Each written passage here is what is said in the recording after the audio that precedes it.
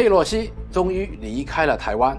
解放军一连4天在台海军演，现在好像是结束了，好像什么事情都没发生。你以为这就完了吗？我觉得这只是中美长期的博弈当中的其中一小部分，以后的路还漫长，而最坏的可能会是打仗。我们有没有准备好？如果最坏的情景发生的话，我们如何去应对呢？大家好，我是奇爸爸张志云，在这个频道里，我会分享我投资了30年的经验和心得，包括我对时事的判断和预测。如果你还没有订阅的话，赶快订阅并打开旁边的小铃铛，那你就会第一时间收到我视频的上载的通知了。回到今天的主题，佩洛西访问台湾，这到底是他个人的意愿跟白宫没有关系的，还是美国策划的一步棋呢？大家看看我以下的分享，给大家做一个参考。首先，我们来看一下著名投资者 Ray Dalio 写过一本书，叫做《Changing World Orders》，里面呢分析了一个国家有8种不同的因素，一个国家的兴起到最后的衰弱。在这里他明显地指出，美国在几十年前到达了它的国力的巅峰，在这个时候呢，人们的生活是非常的好，这个时候他们不再愿意这么刻苦勤劳的工作，而是希望享受多一点。在这个时候，财政的赤字和贸易的赤字一直上去，但是因为美元是世界储备货币，使到他们可以通过借债、量化宽松，先使未来钱，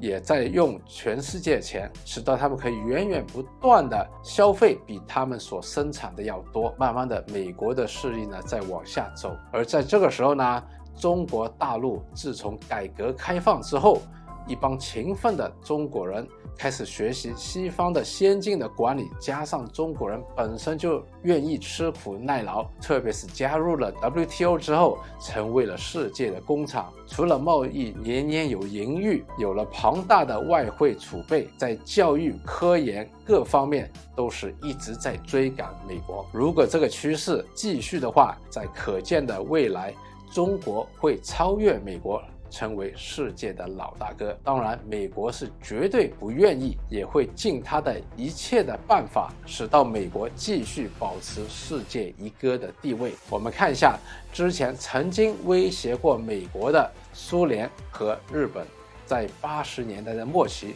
通过美国策划的种种方法，使到苏联解体，日本也泡沫爆破，经历了迷失的30年。前车可鉴，中国呢当然吸收了日本和苏联的经验，再加上中国的领导人也是深思熟虑，开展了一带一路，就是要摆脱完全受到美国的控制。当特朗普做了总统之后，中国和美国开展了贸易战，而贸易战只是中美较力的刚开始。那最近有3件事情同时发生，到底这个是巧合，还是背后是计划的一部分？第一件事情，美国的晶片法案在2个议员里通过了，也送到了总统的台面上，应该马上会通过。这个晶片案一旦明确了之后，佩洛西马上访问台湾，在期间他还跟台积电和其他的科技股的老总高层会面，到底中间传达了什么的信息呢？然后马上又开始的是在柬埔寨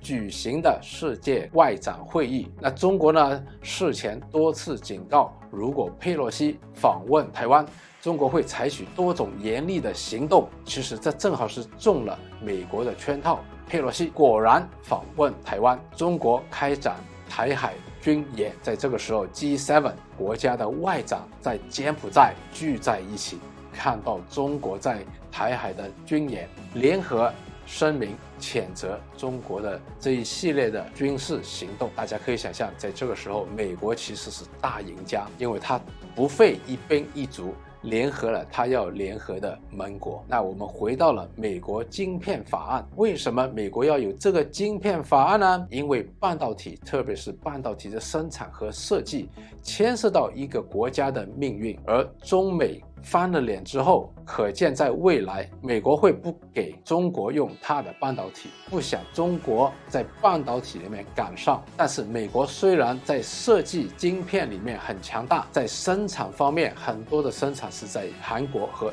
台湾生产的，而且中国现在的生产也是越来越厉害。通过这个晶片的法案，美国投入了大量的资金，鼓励这些生产的厂商搬回美国，另外还投入了大量的研发基金来促进芯片的设计和科研。那这条法案里面呢，明确的说明，如果这些厂商在美国设厂的话，可以得到大量的资金的补贴和税务的减免。但是呢，其中一个条件就是他们在10年内不能够在中国大陆投资。中国的电子产业是全世界第2大的市场，而中国的电子生产商其实是晶片半导体的最大的买家。在这个时候，韩国和台湾的厂商还是举棋不定，不知道到底应该站哪一边。但是这次佩洛西访问台湾，中国军演之后，很明显，韩国和台湾感觉到他们受到威胁，要靠在美国那一边。在不久的将来，这些半导体厂都会停止再投资大陆的市场，而跑到美国那边，把他们的生产搬到美国。我也相信美国还会招募这些半导体公司里面的专业人才，甚至帮他们搞移民。那作为一个工程师，如果居住在台湾，有可能受到战争的威胁，而如果可以举家移民到美国，那当然这个决定是很明显，可能会选择美国。以我看来，佩洛西访台湾绝对不是他个人的意愿，而是美国精心策划的一步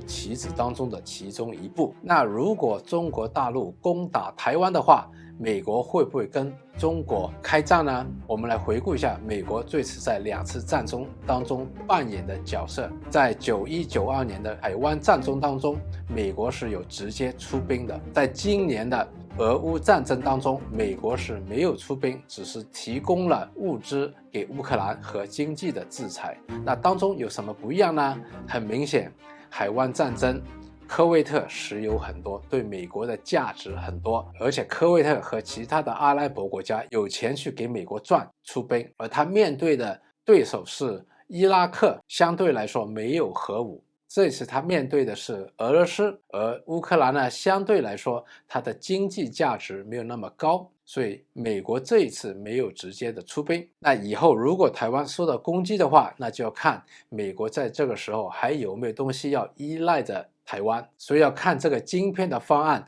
落实的有多少。如果台湾很多的晶片的生产已经搬到了美国的话，失去了台湾，美国的半导体也可以自给自足的话，那可能他出兵的机会就会少了。相反来说，如果他的晶片的供应还是要依赖台湾的话，那美国出兵的机会就会大一点。有没有可能以后会打仗呢？第一，我们先看一看俄罗斯和乌克兰。今年2月份的时候，当初我们只是以为俄罗斯在乌东地区军事演练，谁也没有想到真正的战争是开始了。那现在呢，中国又宣布了针对佩洛西访台的反制措施，一共有8项，其中包括取消安排中美两军战区领导通话，取消中美国防部工作会晤，取消中美海上军事安全磋商机制会议。其实这3个机制是非常重要的，一旦这个通话的机制中断之后，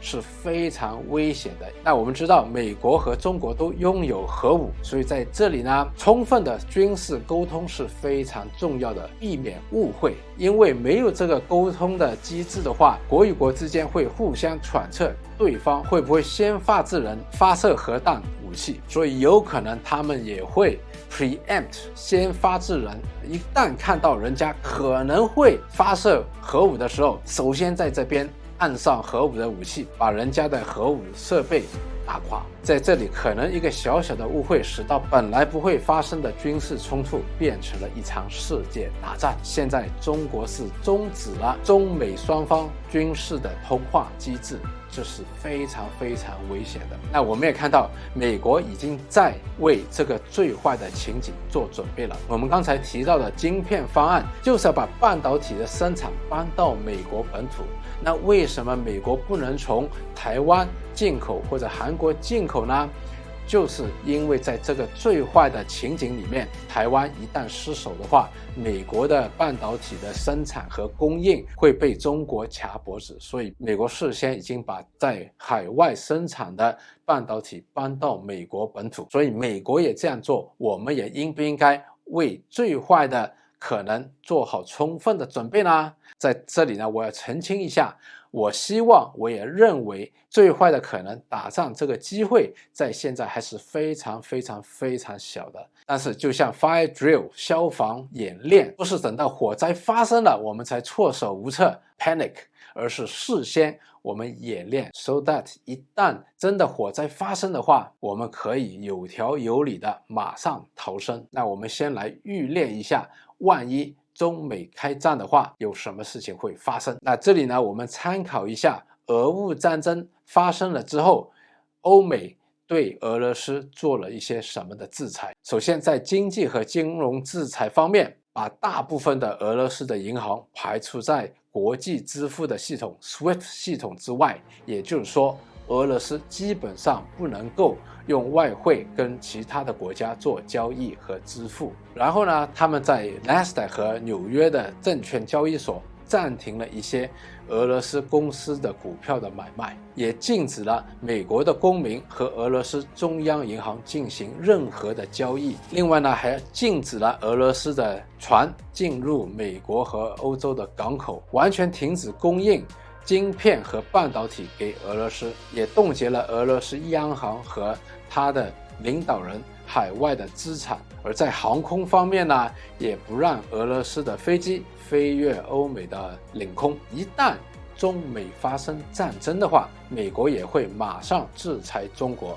包括停止中国的银行和其他的企业用美国的 SWIFT 系统，冻结中国在美国的资产，包括中国现在拥有的大量的美国的债券。那当然呢，中国也会做事先的准备，不排除在中国行动之前就已经会大量的抛售美国的国债，而且撤资。同时呢，中国也会冻结美国的企业在中国的业务和资产。一旦这些事情发生的话，金融市场会崩溃，不光是中国的金融市场会崩溃，美国的金融市场也会受到很大很大的影响，而全世界都会有经济的大萧条，物资的短缺，而通胀会是非常的厉害。不难想象，在这个情况下，人民币、港币、台币这些汇率会大量的暴跌。而因为香港跟美国有联系汇率，所以香港的利息会暴涨。我们还记得在97年的时候，香港的利息曾经到过每年是300多个%，人民币和台币也会跌，也会触发到台湾和中国大陆的利率也会极限的上升。这个时候对供楼的人士来说绝对会是一个非常坏的消息，因为在这个时候经济非常不好，收入可能会大量的减少，而供楼的利息和支出会大量的增加，楼价会暴跌。但是更坏的情景是楼市会有价无市，也就是说你想卖都没有人来买，因为在这个时候银行都会停止贷款。而如果楼价跌了很多的时候，卖楼的人都会消失掉，因为他们一旦卖了楼，所得到的资金还不够还银行的贷款。无论是打工的、做生意的，无论是你银行里的钱，或者是楼，或者是股票，都会变得一文不值。那怎么办呢？欢迎大家在留言区集思广益，看看我们能怎么样来对这个最坏的情景做一个事先的准备。我个人觉得呢，趁现在我们这些资产钱还有一点价值的时候，赶快把它们做好的投资。这个好的投资就是投资自己的脑袋，提升自己的能力。只要我们没有死亡，我们逃到世界任何一个角落，还是可以通过自己的能力再一次创造我们的未来。就像1949年当时国共内战的时候，大量的难民逃到了香港和台湾。过了几十年之后，又创造了香港和台湾的经济的奇迹，也有很多人变成了大富翁。他们靠的就是他们做决策的能力，看世界做决定的思维和格局，还有人与人之间的沟通和销售的能力。我们不希望世界打仗，我们祈求世界和平。但是我觉得现在很不幸的是，人与人之间的沟通都是以为自己永远是对的，人家永远是错的，只是去批评人家，甚至是根据自己的价值观采取行动去威胁人家。但是我们改变不了世界，我们只能够从自己做起。所以在最后，我分享如何通过我的自我修炼，希望这个世界能够更加的好。我认为我要管好自己的事，而不要去批评人家。我们要站在对方的立场，接纳和理解对方的观点立场，处处我们要尊重人家。面对挑衅的时候，我们要冷静的去处理，千万不要动武去还手，因为武力只会两败俱伤。通过沟通和协商，寻求双赢。那不知不觉呢，今天这个视频拍到现在已经是12:03了，也正是我的生日了。今天的课题呢，跟我平时拍的有点不一样，不知道大家喜不喜欢，可以在留言区给我一些回归的意见。那如果你喜欢我今天视频的话，记得点个赞，给我一些鼓励咯。那我们下次再见。